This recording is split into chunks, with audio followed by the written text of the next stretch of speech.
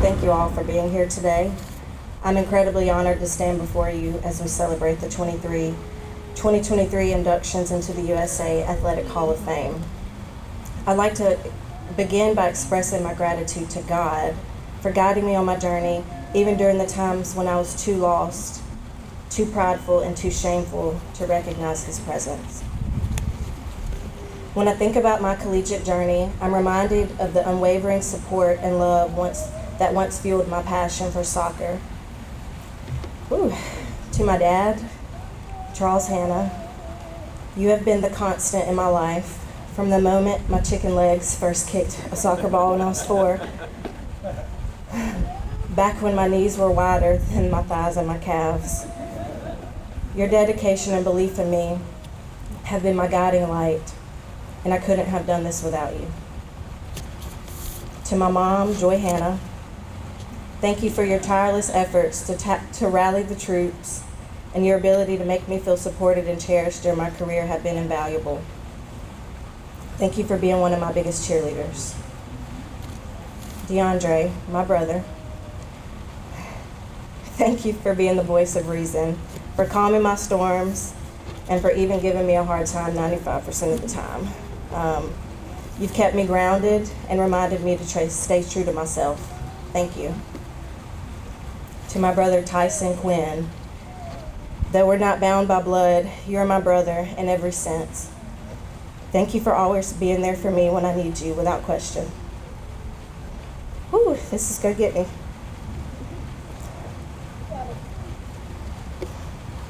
Last but not least, my son Trip, who's precious to me.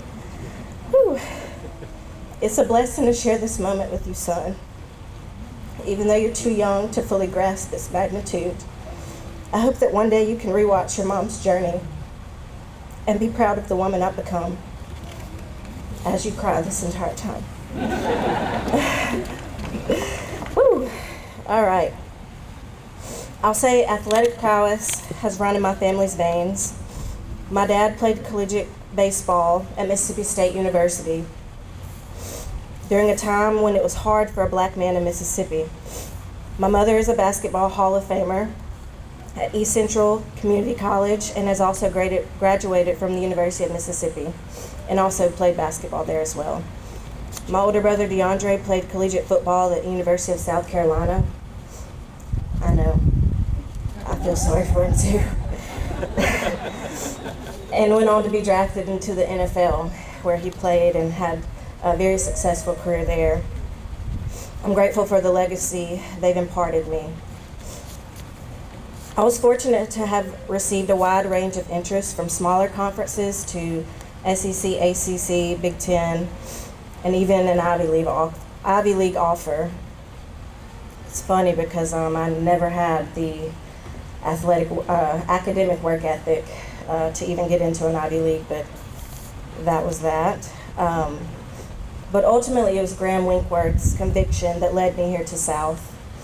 I believed in his vision, his determination to embrace the underdog role, and his commitment to achieving the unthinkable as a USA Jaguar. And in 2016, we did just that. We defeated the number one team in the nation, the Florida State Seminoles. And I just want to take time to express my profound gratitude to Dr. Joel Erdman. Thank you. Graham Winkworth, Joe Chubb, Keaton Wheelock, and Chris McBride for their mentorship, their grace, the life lessons that I learned, and the cherished memories, as well as the love that they showered upon me during my time here. And to this day, I still find the words to describe my gratitude for their roles in my life during that time. They've all made a lasting impact on my life. I also want to make a special thank you to Jenny Frisbee. I haven't seen her this morning yet, but I just want to thank you for your unwavering support during an extremely challenging time in my life, my young adult life, during my senior year in particular. Your presence and guidance meant the world to me, as simply as I can put it. As I reflect on my journey, I hope to leave the current athletes with an inspirational message that I hadn't quite grasped until my late 20s. I'm 27 now. Life is filled with challenges, right? But it is precisely during those moments of adversity that you discover or rediscover your inner strength and learn the true meaning of perseverance. And I know I'm dragging along, but I'd like to share a poem that really got me through my senior year of here at South. It reads, survival takes practice. It is mostly an exhausting thing to exist in spaces that would much rather forget you or ease you into erasure. Sometimes there is no easing. Sometimes you must remind the world that you are not invisible, that you too have claim to this space. Survival takes practice, and there are too many people who are afraid that you might get it right. You see, it's in our darkest moments that we find our greatest strength. The challenges that we face are obstacles, but they're also opportunities to grow and evolve. And today I stand before you as a testament to what is possible when you have a dream, the courage to chase it, and the resilience to overcome those obstacles. So to all current and future athletes, remember that greatness is born from adversity. Do better than I did. Embrace the journey. Persevere through all challenges and rise through the ashes. Rise from the ashes like a phoenix. And I also want you to remember Romans chapter 8, verse 31. What then shall we say in response to these things? If God is for us, who can be against us? Thank you all for your support in being here during this incredible moment in my life. Together we are the embodiment of Jaguar spirit, and we will continue to achieve the unthinkable. Go Jags. What a tremendous honor this is. It's still crazy to believe I'm up here and being inducted to this year's Hall of Fame. A couple months ago, I got a call from Dr. Erdman, and my first thought was, it's time to start my coaching career and move back to Mobile. It's always been a goal of mine to leave my mark wherever I played at. So one day when my kids or grandkids grow up, they have inspiration. It is possible to be where I'm at. I didn't throw the hardest. I didn't have the best curveball or off speed. So how was I successful? Well, it took failure. My first year, I had my ups and downs.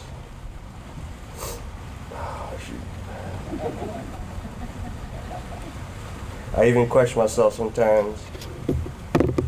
Can I compete at this level? Do I belong here? Which isn't like me, because that's how I wasn't raised. I'm a competitor. I love to compete. So at the end of my first season at South, I'm sitting in my locker room, and a video I watched on YouTube come to mind. A guy was talking about how a blade becomes stronger. He said it has to go through the fire again and again. Then it gets pulled out and put on an anvil and beaten with a hammer. That's how you become stronger. That night, I called my mom. I told her I have a goal. In order to meet that goal, I have to stay here. I need to get stronger. I need to walk through the fire. I killed myself every day in the weight room, on the track, and in the rec center. I come in the next season a different person. I was a little more stronger, a little tougher, a little meaner. I call 2015 my revenge season.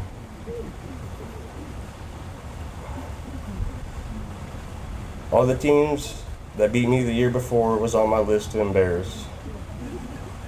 My two favorite games from that year were against the Raging Cajuns at their place in a packed stadium. I threw a shutout complete game with my family in the stands.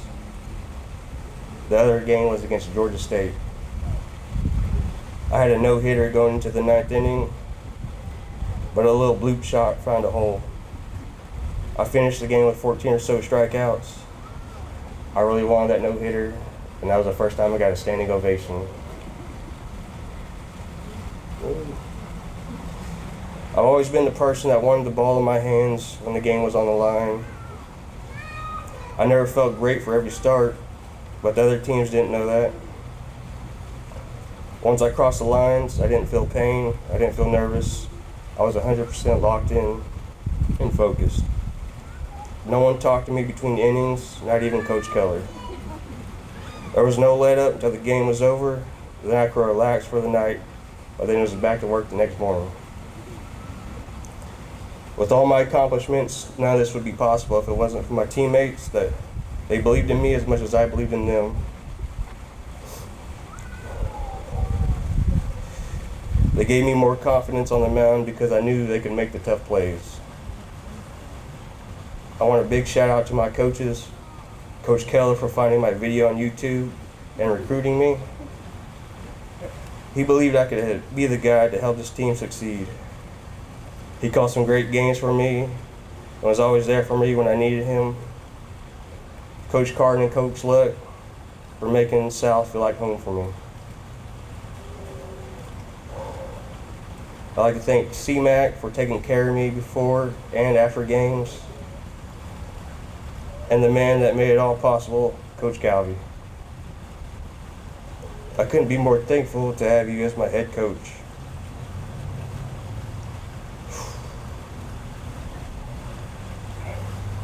Thank you for giving me the chance to prove myself and sticking with me.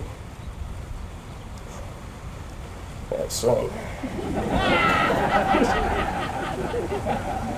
Every time I went out on the field, I gave it my all.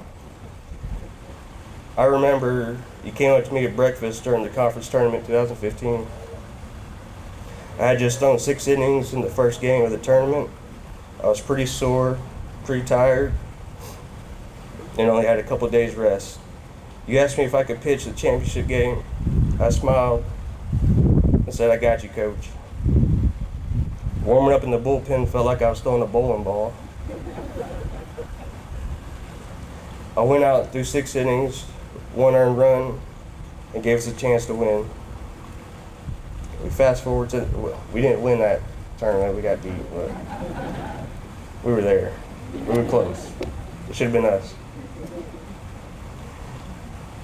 If we had another game against Florida State the next year for the championship game, no questions asked, I would have been there.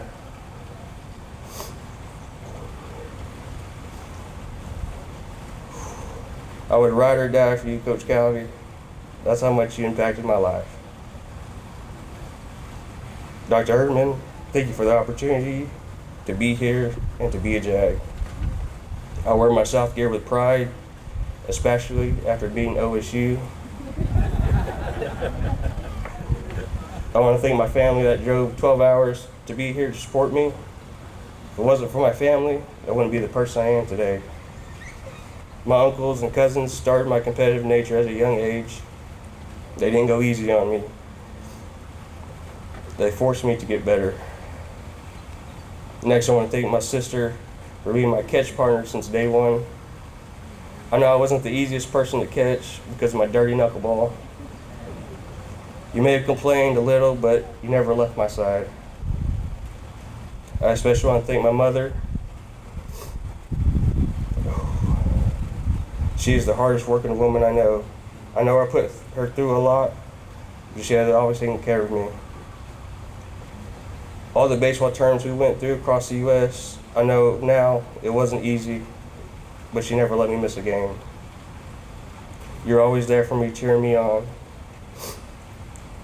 And to my father, who's resting easy, you inspired me to be great in baseball. I've always cherished those moments of watching the games with you. Every time your favorite pitcher was on the mound, you would pull me into the room and make me watch him. You challenged me to be better than you. You made All-American in fast pitch, while I made All-American in baseball. I wish you could be here today. You would be so proud of me. Finally, I want to thank my wife for supporting me and being by my side. Also, for bringing our little Coda Sunny Bear into the world. South has been nothing but great to me. I'm very proud to be a Jag. I hope Coda chooses to follow his dad's footsteps so we can move back to Mobile. Remember, when life gets tough and you feel like everything is going the way where everything is not going the way you planned, sometimes you gotta walk through the fire and push yourself to be the best you can be, not just in sports, but in life as well. Thank you, everyone. Let's go Jags. I appreciate that. Glad to be here. When Dr. Erdman called me this summer, I was a little bit surprised, but after I got thinking about it, and what a thoughtful gesture. You know, I think sometimes pioneers don't get the credit due. Not that I deserve anything, but sometimes you have to fight through some hard times, the early part of a program or early part of a business, whatever it may be in life. And so I want to let you know, Dr. Erdman and the committee, that I'm very thankful for that. This award means a lot to me. I've had some that I thought I've earned in some ways, but this one is different, and I really appreciate that. To the Hall of Fame inductees, congratulations to those guys. It's really been great listening to just profound statements about the first two, and next thing I want to do is I want to introduce my family, not introduce, but just mention my family. My wife Elise, Joe and Jake and Caroline, and we got Indy, and we got Kaylin, and we got Logan, my grandson Logan, and my grandson Carter. Give those guys a hand if you would. You know, the players call me Coach J a lot. Now I'm Papa J. So it's been fun. And I want to thank the late President Moulton and Joe Godfrey for, and I really don't know how this thing all started when they wanted to start a football program, but doing that, and look what we have now. You know, we got game day experience on campus. And what a great decision they made, and there's great people to work for. And then Joel Erdman came along in the next year, and he has done a tremendous job with his athletic program. He really knows what he's doing. He is what he says he is, and that's what I admire most about him, doing a great job. Kane Womack and I, we sat up for a couple hours last night talking at the hotel with my son Joe, and you know, what a great man he is. You know, he worked for me for 3 years, and I've really been very pleased in what he's done, obviously with the wins, but man, he's just a great person, and when I look at that, I would want my son to play for someone like that. And so congratulations to Kane as well. And lastly, as far as the thanks go, for all the people that were involved in the program in the early days, you know, I saw Jeff and a lot of people. There's Deb right there, and I can look around and see a lot of faces that are popping up that were here during that early time. And for that first year and a half, it was difficult. I mean, my office was not these steps, it was on the other side. My steps, I sat on the steps for about 2 weeks with a notepad and a phone, starting this program out, you know, hiring people and all that. So then they finally got me, we got a desk, and I got one of those card tables. You know, those card tables that you fold out? That was my desk for a couple months, and then, you know, we kind of slowly got into it as time went on. And but yeah, I just remember those times. It was very, but I enjoyed every minute of it. Look forward to it every day, you know. And people say, "Would you do it again?" I say, "Heck yeah, I'd do it again," because it was a great thing going on at that time, and a lot of guys are benefiting from it. I remember the weight room. One story about the weight room. So once we started getting some players in, I can't remember if that spring or whatever, in summertime, I think.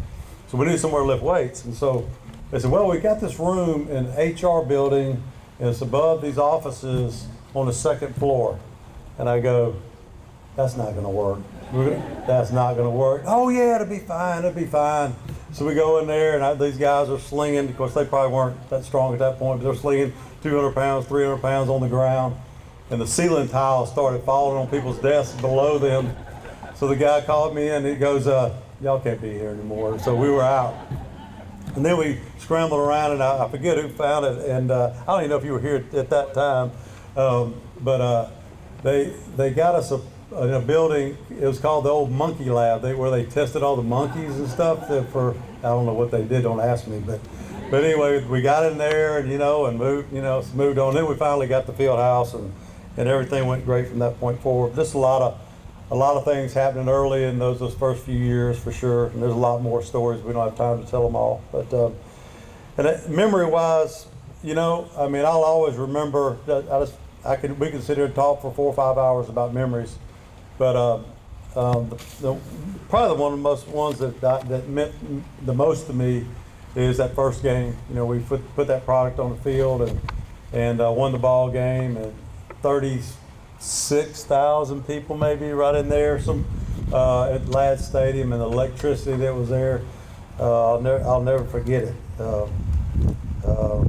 And the first bowl game, going to the first bowl game, and second year being a Division I program, we got in a bowl, and that was a big deal. And I'll never forget getting the ever-living hell knocked out of me on the sideline in that game. I was in a lot of fights and growing up, and hit by all SEC safeties, and I ain't never been hit like that. But, I mean, I couldn't show up anywhere for the next 2 weeks. I had 2 black eyes, and I think my nose was actually broken. But anyway, a lot of blood spitting out and all that. So, and then at the second bowl game, we went out to Arizona, and this is and I don't think Jada's here today, but Tom and Jada brought their jagging wagon all the way to Arizona from Mobile, Alabama. And I was like, wow, they pulled that trailer out there, and just get people that were really involved in the program. I remember that. I remember beating Mississippi State. I know that was mentioned earlier. That was a fun time. It's even more fun when you're working for them now, because I get to brag all the time. And the last memory that I had during that time is I dreamed of having this game day. People tailgating, parking, buses going to and from, students coming to the game because they're right there on campus. But you know what, everybody says, well, I'm sorry you never were able to experience that. I said, well, no, I experience it now because I'm here and coming to a couple games a year, and I love it. I love it, and they done a tremendous job. It's a beautiful new stadium, Jumbotron. I think the Jumbotron in the lab was a sheet hanging up, wasn't it? That we had just about 6 by 12 feet. But anyway, but it's just tremendous what's happening here, and I just love every minute of it. And it's successful for sure. Last thing I'm gonna say is this honor today is not about me. It's about a first-class university that I mentioned earlier, that cared enough to honor some people that had to dig some holes, who wants to recognize a group of people who sacrificed to build this program from nothing. And I'm just speaking for all of us Jags. Thank you very much, and it was a big honor. Thank you. Good morning, everyone, and thank you all for being here. Dr. Erdman and the Hall of Fame Committee, thank you so much for this incredible honor. As I was preparing a few words to speak today, it gave me an opportunity to just sit still and reflect a little bit about my time here.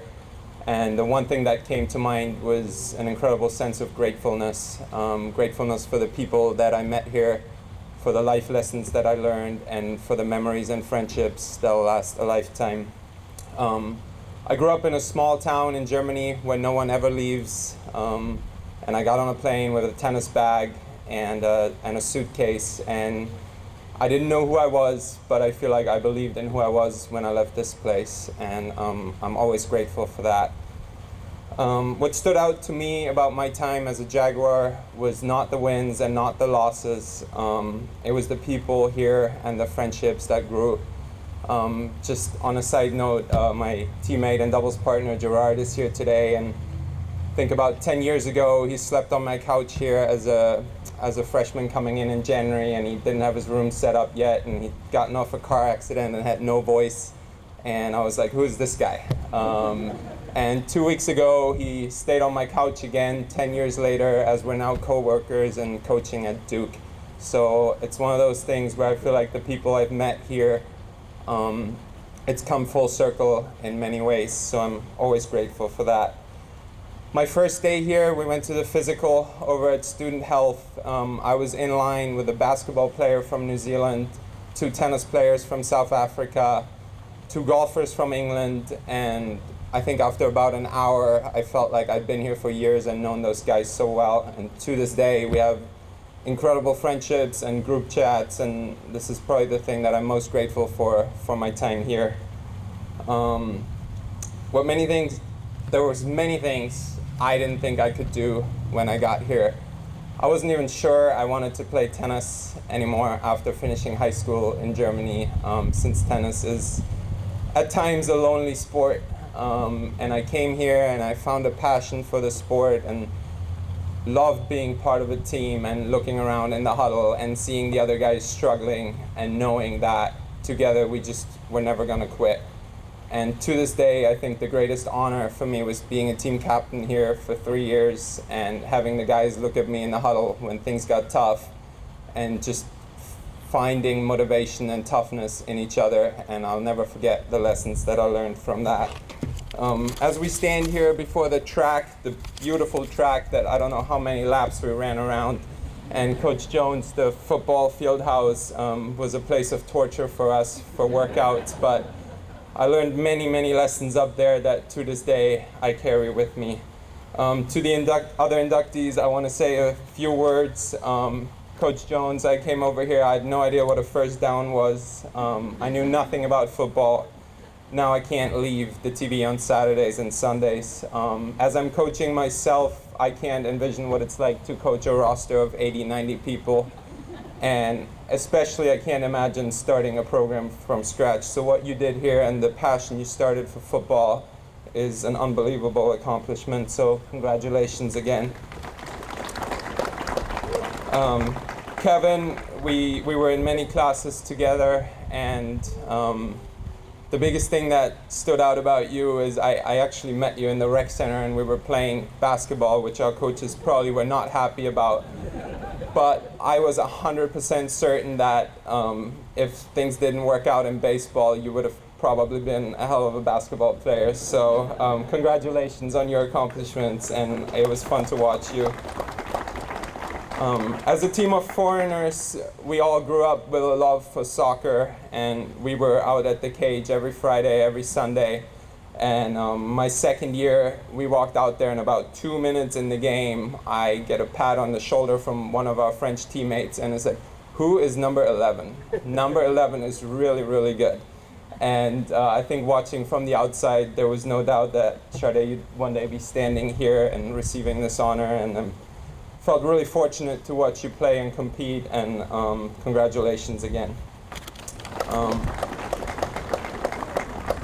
Last but not least, I have a few thank yous to say. First and foremost, my teammates. To this day, I would still be in college tennis if I could. I think it was the greatest honor of my life to be part of the team, to be a part of the Jaguar tennis team, and to represent the colors and walk out on the field and try our best to put a win on the board. But aside from the wins and losses, as I said earlier, the memories we made together and the friendships we build will stick with me for a lifetime. Nick, I think the greatest gift a coach can give a player is to instill self-belief in them. I'm not sure I had much of that when I came in here, but I know I had a lot of it when I walked out of here. And you had such a unique way of pushing my buttons. I think on the days where I needed a friend, you were a great friend. On the days where I just needed to be yelled at, you were great at yelling. And I think on the days where we just needed someone to drive the car and get us food, you were great at that too. But in all seriousness, you left just such a big impact on my life. And I mean, I'm in coaching now probably for a reason, and I feel like I never had a relationship in junior tennis with a coach like I did with you here. And many of the things you said resonated with me in so many ways that I felt like the least thing I could do is share a little bit of your wisdom and hopefully have players learn a little bit from me the same way I learned from you. Lastly, my parents, who have actually never been to the US, who are still in that small town in Germany, who used to check the Jaguar website every day, look for pictures and articles, and would wake up at ridiculous hours in the middle of the night to see if we won a third set somewhere on the road in southern Miss or Troy. So they opened every possible door for me. All I had to do was step through and make the most of it. And I left home when I was 12 years old to go to a boarding school and pursue tennis. And that conversation went as simple as me at the dinner table saying, I would like to do this, and them looking at me and saying, sure, go for it. And from this day, I've been on my own a lot, but I feel like I've had an unwavering support and trust from my parents that's meant the world to me. And I feel like there's so many things you can do on your own, but you need your family in the background as your rocks and as your supporting guide through all things. I have a terrible quality of not calling home when things are going well. I usually just call to complain or when I need to whine about something, and I feel like I called very few times from South Alabama, which made them know I was doing really, really well. Last but not least, I'm so excited to go to a football game tonight. We used to ride downtown for the games, and to have a stadium on campus is, I think, such a great sign of what South has been able to do in years past, and I can't wait to go and see it all. And let's go win a football game and go Jags. Thank you.